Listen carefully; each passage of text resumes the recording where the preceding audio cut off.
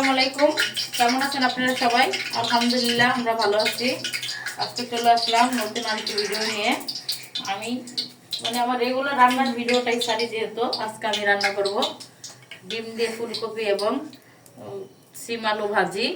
কারণ মাছ মাংস অনেক খেতে খেতে এখন আর খেতে ইচ্ছে করতেছে না, কারণ মেহমান ছিল এতদিন, প্রায় 10-12 দিন বাসায় মেহমান ছিল। এত মাছ মাংস দেখতে দেখতে নবক্তি, তাই ডিম রান্না করব। এখন আমি দুই চুলে দুইটা কড়াই বসাই দিয়েছি এবং তেল দিয়ে দিয়েছি। তেলও গরম হয়ে গিয়েছে, আমি একসঙ্গে দুই চুলে দুটো বসাই দিব। তো শুরুতে আমি ডিমটা ভেজে নিব, আর এই সাইডে আমি ভাজিটাও করে নিব। আমার দুই চুলে তেলটা গরম হয়ে গেছে, এটাকে আমি ভাজিটা বসাই দিব আর ওই সাইডে ডিমটা ভেজে নিব। এখানে ভাজি বসানোর জন্য ফার্স্টে আমি শুকনো মরিচ দিয়ে দিলাম। শুকনো মরিচটা আবার ভাজা করে ডিমগুলোকে আমি এভাবে হলুদ মাখিয়ে রেখেছি।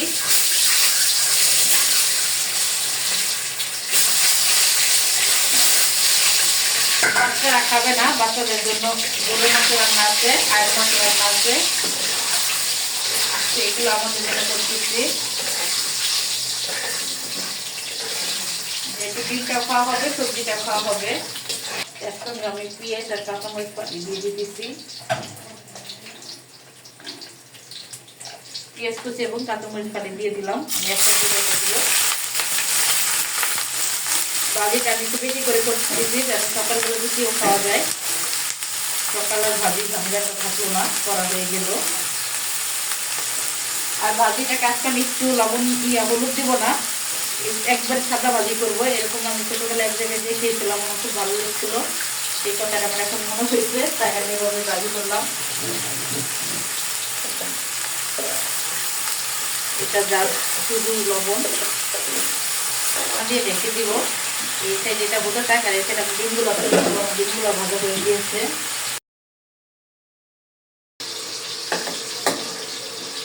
এই ডাকনাটার ভিতরে আমি হলুদ দিয়ে মাখছিলাম ডিমগুলো, সেটার ভিতরে তুলে নিলাম।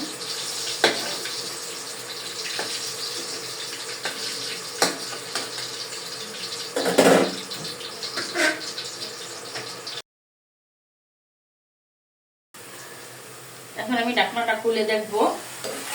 এটা আমার ভাজিটা এরকম, সচরাচর কেউ এরকম করে না, সবাই হলুদ দেয়, আমিও দিই, হলুদ দিয়ে ভাজি করি। কিন্তু আমি আজকে এভাবে রান্না করলাম। ছোটবেলা আমার দাদির সঙ্গে যে আমি এক জায়গায় খাইছিলাম এরকম ভাজি, আমার কাছে খুব ভালো লাগছিল। সেই কথাটা মনে করে আমি আজকে এভাবে ভাজি করলাম হলুদ ছাড়া। এটা আমি সুন্দর করে ভেজে নিয়েছি। ডিম রান্না করলাম, পেঁয়াজটা একটু ভালো করে ভেজে রান্না করি। তো যাই হোক, এই পর্যায়ে আমি হালকা একটু আদা রসুনটা পেঁয়াজ দিয়ে দিব।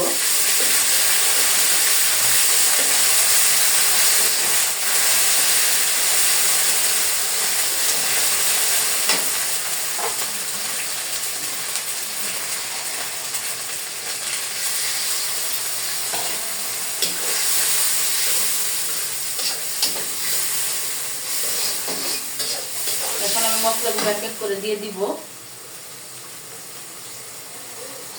হলুদের গুঁড়ো,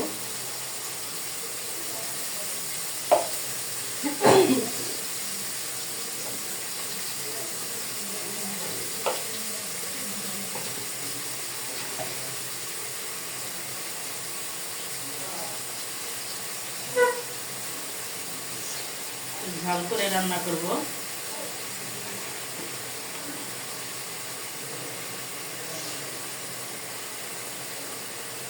এক এক করে সব মশলাগুলো আমি দিয়ে দিয়েছি। ডিম রান্নার ভিডিওটা আরেকবারও ছাড়ছি দিব, যেহেতু আলু আর কপি।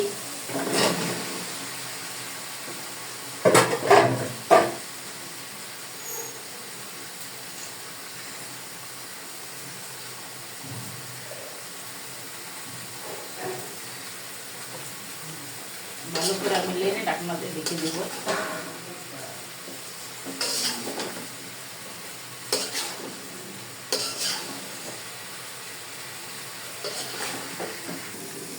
আমার ভাজিটা হয়ে গিয়েছে, এই যে ভাজিটা এইভাবে করে নিয়েছি।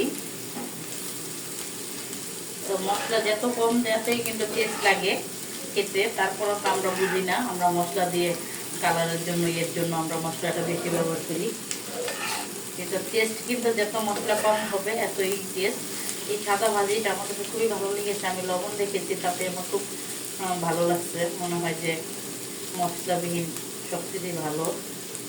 কিন্তু আমরা বাঙালিরা তো মশলা ছাড়া খাইতেই পারি না, মশলাটারে আমরা খুব ইয়ে দিই। যাই হোক, আমার এই যে হয়ে গেল ভাজিটা। আপনারা এভাবে খেয়ে দেখেন কেমন লাগে। ওটা দিয়ে আমি নামিয়ে নিব। ভাজিটা হয়ে গিয়েছে, দিয়ে দিলাম ধনেপাতা দিয়ে একটু নেড়ে নামিয়ে নিব।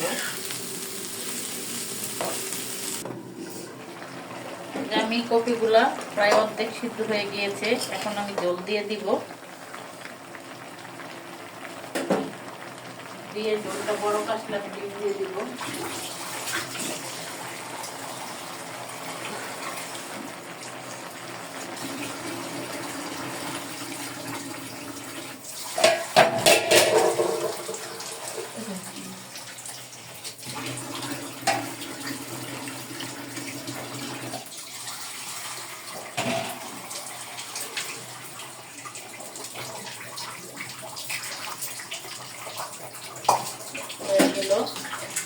এখন আমার সবজিটা বলো কাটলাম, ডিমগুলো দিয়ে দিব। ডিমটা কফি রান্নাটা এই জন্যই যে সবজিটা খাওয়া হবে, তাই ডিম ভুনা করলে তো ভালো লাগে না, ভুনা ভুনা। তাই আমি শীতের সিজনে যখন আমার ভালো না লাগে মাছ মাংস, তখন আমি এই রান্নাটা করি, আমার কাছে ভালো লাগে।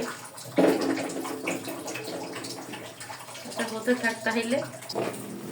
আমার এই যে ফুলকপি তরকারি বড় গিরে পড়েছে। এখন আমি হালকা একটু জিরার গুঁড়ো দিয়ে আমি দিয়ে দিব।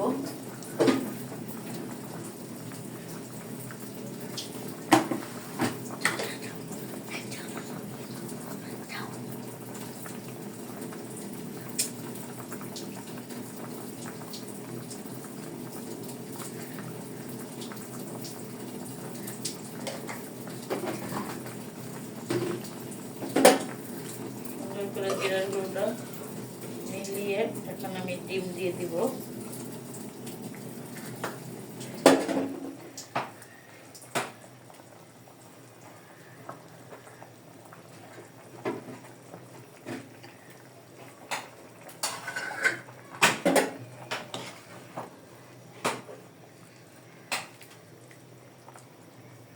ঝোলটা যখন মাখা মাখা হবে তখন আমি ধনেপাতা দিয়ে নামিয়ে নিব। তো তখন আমার তরকারিটা হতে থাক। আর এই সাইড আমি আমার ছোট্ট বাবুর জন্য চিংড়ি ফ্রাই করে নিব। গরুর মাংস রান্না আছে, তাও সে খাবে না, সে এখন গলদা চিংড়ি ফ্রাই খাবে। তো ওটাও ভেজে নিব। তো থাক, তরকারিটা হয়ে গিয়েছে, এখন আমি ধনেপাতা দিব। ধনেপাতা দিয়ে নামিয়ে নিব। আর ওই সাইডে আমার বাবুর জন্য চিংড়ি মাছ ফ্রাই করে নিয়েছি, সে ওগুলো দিয়ে এখন ভাত খেয়ে ফেলবে। তো যাই হোক, সে খেতে থাক। আর এদিকটা আমার তরকারিটা হয়ে গিয়েছে, আমি এখন চুলাটা নিভিয়ে দিব। আচ্ছা ঠিক আছে, খাওয়ার টাইমে বাকি ভিডিওটা নিব। এই তো আমার বাবুর চিংড়ি ফ্রাই করে দিয়েছি, এগুলো দিয়ে আমার বাবু এখন খেয়ে ফেলবো। আচ্ছা খেতে থাক, ও বাকি সবাইকে খেতে দিয়ে দিব। চিংড়ি মাছ ভাজা আর চিংড়ি মাছের তেল দিয়ে এভাবে সে ভাত খায়। ইলিশ মাছটা ওইভাবে খায়, রান্না করলে খায় না, তার শুধু ফ্রাই করে দিতে হয়। ইলিশ মাছ চিংড়ি মাছ তার পছন্দের খাবার, খুব ফেভারেট। তো খাইতে থাক। হয়ে গেছে আমার রান্না। তো এখানে আমরা খেতে বসে যাব। আমার বাবু তো চিংড়ি ফ্রাই দিয়ে খেতে বসে গিয়েছে। তো যাই হোক, কেমন হলো আমাদের ভিডিওটি? যদি ভালো লেগে থাকে আমাদের চ্যানেলটি সাবস্ক্রাইব করে আমাদের পাশে থাকবেন। আল্লাহ হাফেজ।